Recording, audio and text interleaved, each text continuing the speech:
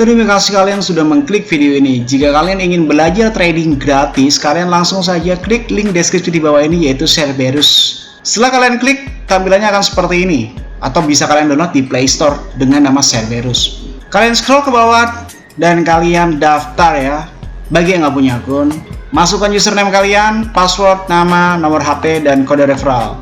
Setelah itu kalian klik register. Dan jangan lupa untuk nomor handphone adalah nomor handphone kalian yang aktif. Kode referral dikosongkan, tidak apa-apa. Setelah itu tampilannya akan seperti ini. Dan jika kalian ingin mengetahui sesuatu tentang entitas atau belajar trading, kalian langsung klik tutorial dan arahkan sesuai dengan apa yang kalian mau. Entah itu Indodax, entah Binance, entah itu OKX, atau Cerberus itu sendiri. Dan kalian bisa langsung belajar trading di dalam sini. Dan apabila kalian ingin mengikuti Cerberus alias copy trading otomatis, kalian langsung bisa hubungi nomor di bawah ini dengan tampilan biaya per tahun 3 juta rupiah untuk member reguler dan 30 juta rupiah untuk member eksklusif. Dan jika kalian masih tidak mengerti tentang apa itu Cerberus, tinggal kalian klik tutorial, lalu arahkan ke Cerberus dan kalian klik apa itu Cerberus. Dan silahkan luangkan waktu kalian 20 menit, jangan di skip, maka kalian akan mengerti apa itu Cerberus. Dan selamat menonton materi kali ini.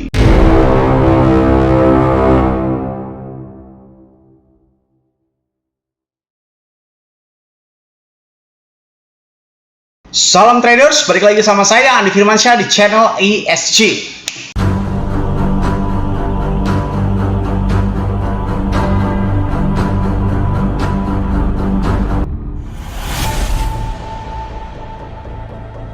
Oke, kali ini kita akan membahas tentang sesuatu yang sungguh-sungguh mungkin sangat penting. Yang kayaknya nggak ada deh yang ngebahas ini. Karena apa? Bisa jadi, lu percaya gak sih bahwasanya dark jokesnya literasi kripto yang lu lihat selama ini, itu menurut gue ya, kalau gue ngelihat para influencer kripto itu 75% itu semuanya itu berdasarkan buku semata atau berdasarkan di atas kertas semata.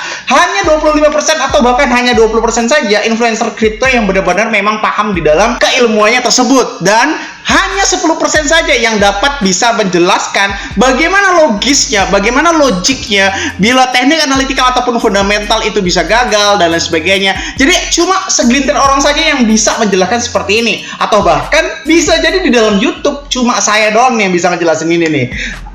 Kalau ada, coba silahkan komentar di bawah ini, tag aja orangnya biar saya tahu. Siapa tahu, karena saya percaya nih, orang-orang yang paham tentang hal-hal seperti ini itu adalah orang-orang terpilih yang memang sudah paham tentang logik-logik sederhana di dalam cryptocurrency.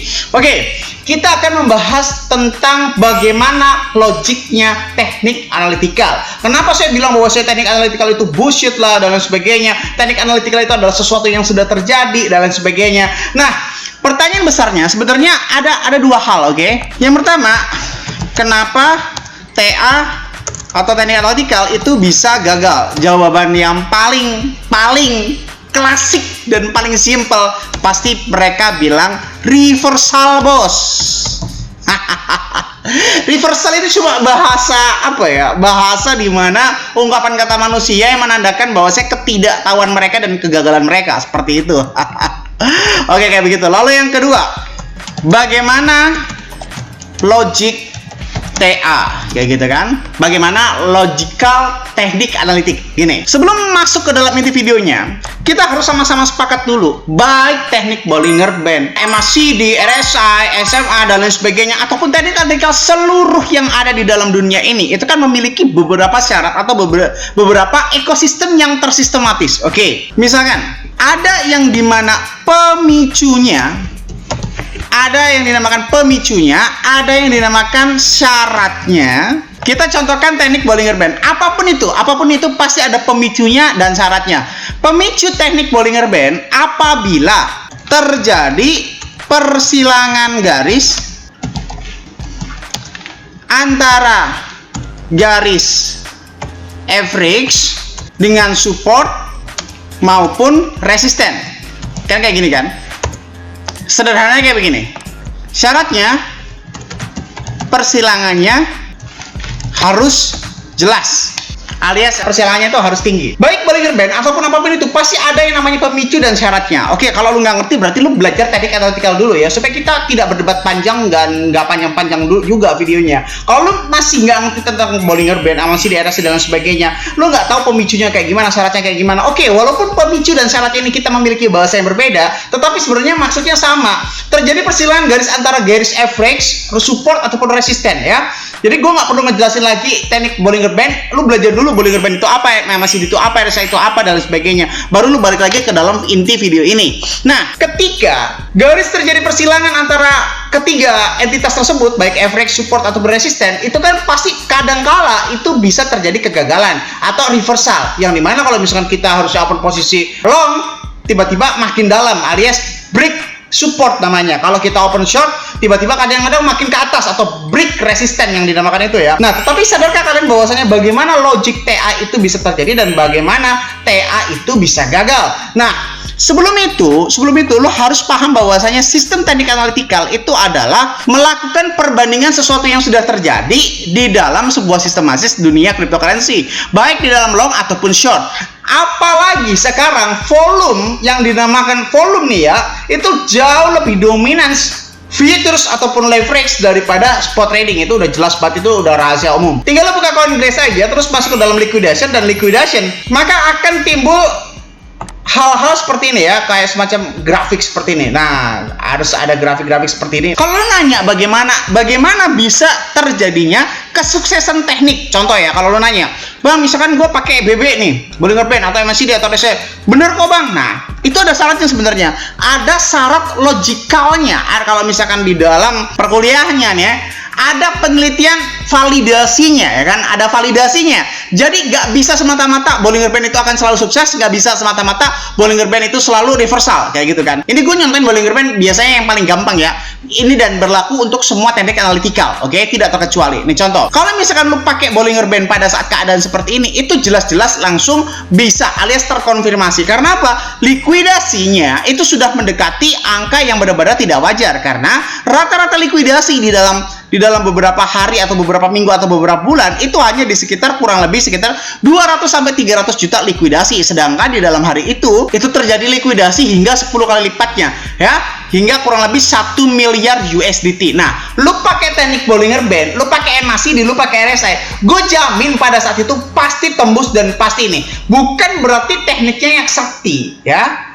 YouTuber atau panutan lo atau influencer lo atau orang-orang yang ngajarin lo atau orang-orang yang jadi kiblat lo itu tidak mengajarkan bahwasanya ada syarat logik untuk terjadinya sesuatu, yaitu paus yang menggerakkan harga itu sudah mencapai bagaimana caranya dia untuk mendapatkan keuntungan alias profit. Terjadinya likuidasi yang cukup besar seperti ini biasanya akan menandakan jangan lupa ya, yang kuning ini adalah harga Bitcoin, oke? Terjadinya penurunan harga mulai dari sekitar ini nih 28.000 ke tiba-tiba ke 27.000, itu pasti akan naik. Karena apa? Likuidasi longnya ini sudah mencapai 855 juta guys ya, udah hampir 1 miliar, dan itu pasti lu mau pakai teknik analytical apapun pasti tembus bos. Maka dari itu alasan sekarang ini semuanya naik sampai ke 36.000. Bang, apakah ini juga bisa dipakai untuk skala kecil? Bisa.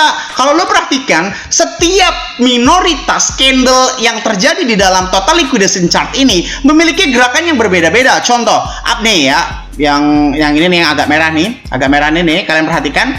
Ini kan agak dominan dibandingkan yang lain nih. Oke, kali ini terlalu samar. Nah, ini ya. Ini nih ya. Terjadi likuidasi short yang cukup banyak ya, 275 juta. Ya pasti ya ujung-ujungnya naik kayak begitu. Terus tiba-tiba ini terjadinya keseimbangan ya antara long dan short. Ya akhirnya harganya naik turun. Maksudnya naik turun. Kalau lihat di dalam chartnya yang kemarin itu benar-benar balik lagi ke sekitar 36.000, 37.000, 36.000, 37.000, begitu seterusnya. Jadi pergerakannya itu sungguh sangat hebat. Terjadi keseimbangan seperti ini. Nah, kalau lu nanya, bang, berarti kalau misalkan sekarang ini memakai MACD atau RSI udah terlambat menurut gua, dan tidak ada validasi. Nggak ngerti? Berarti lu nggak nyimak di dalam video gua. Gua ulangin ya. Teknik analytical itu harus ada validasi, yang dimana lu harus cek terhadap likuidasi chart. Loh bang, kenapa harus likuidasi chart? Karena yang menggerakkan harga itu adalah paus dan para cukong. Paus dan para cukong ini mengincar cuan. jika terjadi sesuatu yang belum dirasa mereka cuan, itu akan lanjut trennya biasanya. Nah, maka dari itu, kalau lu mau pakai sesuatu atau teknik analytical, biasakan lu harus konfirmasi total likuidasi chartnya sudah memenuhi syarat. Memenuhi syarat itu seperti apa, Bang? Syaratnya nih, lu catat di dalam otak. Mereka harus minimal 3 kali lipat dari mayoritas yang terjadi di dalam satu chart. Contoh, ini mayoritasnya kan kurang lebih sekitar 100 jutaan, berarti total likuidasinya minimal harus 300 juta, maka lu akan bisa memakai teknik dalam jangka pendek. Semakin besar perbandingan antara mayoritas dan minoritas, itu akan semakin besar juga pergerakannya. Contohnya seperti apa? Contohnya seperti ini. Ini kan sudah besar banget ya. Lu jangan bilang sesuatu yang terjadi. Goblok lu, serius. Kalau lu bilang sesuatu yang sudah terjadi dan dibilang, Bang, ini perasaan sudah terjadi, berarti lu nggak nyimak apa kata gua. Lu perhatiin, di sini semuanya rata-rata sekian, tiba-tiba ada candle seperti ini. Ada likuidasi long yang sangat parah. Yang terjadi itu harga pasti akan berkebalikan. Alias harga itu akan cenderung naik seperti itu, tapi jangan pakai leverage yang gila ya. Buktinya sekarang apa? Buktinya sekarang naik. Nah, pada saat terjadi likuidasi, ya lu bayangin aja, Bang, itu kan sudah terjadi. Lu bayangin aja sekarang ini nggak ada, terus terjadi likuidasi seperti ini. Ya, ini benar-benar perbedaan mayoritas dan minoritas yang sampai 10 kali lipat. Berarti harga akan naik parah. Ini buktinya dari 24.000 ke mendekati 39.000. Begitu pula sekarang. Loh, Bang, sekarang harganya kok nggak gerak-gerak? Karena likuidasinya masih seimbang, Bos. Nih, likuidasinya masih seimbang. Jadi antara short dan long, nih lo lihat masih seimbang. Bila kalau lo nyari bagaimana nanti pemicunya untuk menganalisis sesuatu menggunakan teknik analytical, Bang. Nah, gini. Teknik analytical ketika lu pakai sekarang itu menurut gue nggak guna, Bos. Nggak guna. Kenapa? Sudah terjadi dan sudah terlambat. Ini nih, likuidasi besar-besaran ini. Kalau lu pengen pakai teknik analytical harus ada pemicunya. Pada saat nanti, contoh nih ya, harga naik dan harga turun, itu tidak menjamin. Nah, inilah yang menyebabkan bahwasanya teknik analytical bisa reversal. Contoh, walaupun harga naik, misalkan sampai ke 39.000, sampai ke 40.000, sampai ke 45.000 pun sekalipun, harusnya secara Bollinger Band dan MACD atau teknik analytical lainnya, itu kan harusnya koreksi. Tetapi itu tidak berlaku jika total likuidasi itu masih jauh di atas target rata-rata para paus. Contoh, kalau rata-rata ini adalah 100 juta likuidasinya, berarti minimal seenggaknya 300 sampai 500 juta atau setidaknya 1 miliar baru lu boleh open reversal. Sedangkan kalau harga naik, itu tidak ada jaminan akan sesuai dengan teknik analytical lo. Contoh, ini kalau menurut sesuai teknik analytical, sekarang ini harusnya waktunya open short. Tetapi karena total likuidasinya belum memenuhi syarat untuk mengakhiri tren tersebut, maksudnya tren naik, berarti masih ada kemungkinan tren ini masih terus naik. Seperti itu. Nah, bagaimana kita open posisinya atau kapan kita open posisinya? Pada saat terjadi validasi likuidasi yang cukup besar, minimal 3 kali lipat ya. Kalau semakin besar semakin bagus, dan itulah saat kita mengopen posisi. Kalau misalkan likuidasinya itu banyakan yang long dan tiba-tiba harga turun, ya berarti kita open long. Kalau likuidasinya banyakan yang short, tiba-tiba harga naik, berarti kita harus short. Seperti itu, guys. Jadi kapan kita harus open posisi, Bang? Pada saat terjadi validasi likuidasi, ya. Likuidasi yang di dalam CoinGlass ini sebenarnya bisa aja lu pakai apa aja juga bisa. CoinGlass ini hanya alat pembantu saja. Apakah ini valid, Bang? Valid. Apakah ini level kasanya di atas teknik analytical? Di atas teknik analytical. Dan saya jamin 100%, bukan 90% lagi. Kenapa? Logic itu di atas segala-galanya. Oke? Jadi kalau misalkan mayoritas udah sampai liquid sampai parah kayak begini kan, sampai 1 miliar kayak gini, biasanya akan terjadi berkebalikan alias reversal. Apapun teknik analytical lo biasanya akan manjur. Tapi kalau lu pakai teknik analytical sekarang, sedangkan antara likuidasi short dan long ini masih seimbang, ini biasanya terjadi tren yang masih tetap sama-sama saja. Tren naik turun itu nggak jelas. Jadi open posisi yang benar-benar golden moment adalah pada saat terjadinya likuidasi dan validasi teknik analytical. Jadi teknik analytical itu sebenarnya bisa membantu, tapi para influencer yang lu panut itu, kiblat lu itu tidak memberikan cara secara benar-benar sampai ke akar-akarnya kayak begitu. Ya buktinya bahwasanya masih sangat jarang sekali orang menjelaskan tentang logik-logik bagaimana TA itu bisa terjadi dan bagaimana TA itu bisa reversal. Oke? Semoga bermanfaat video kali ini yang saya sampaikan. Jangan lupa klik like, comment, dan subscribe. Logikanya kalau kalian nggak subscribe, ngapain saya buat video lagi? Dan share ke teman kalian agar teman kalian tahu apa yang kalian tahu. Saya Andi Firmansyah, use your logic, dan salam trader.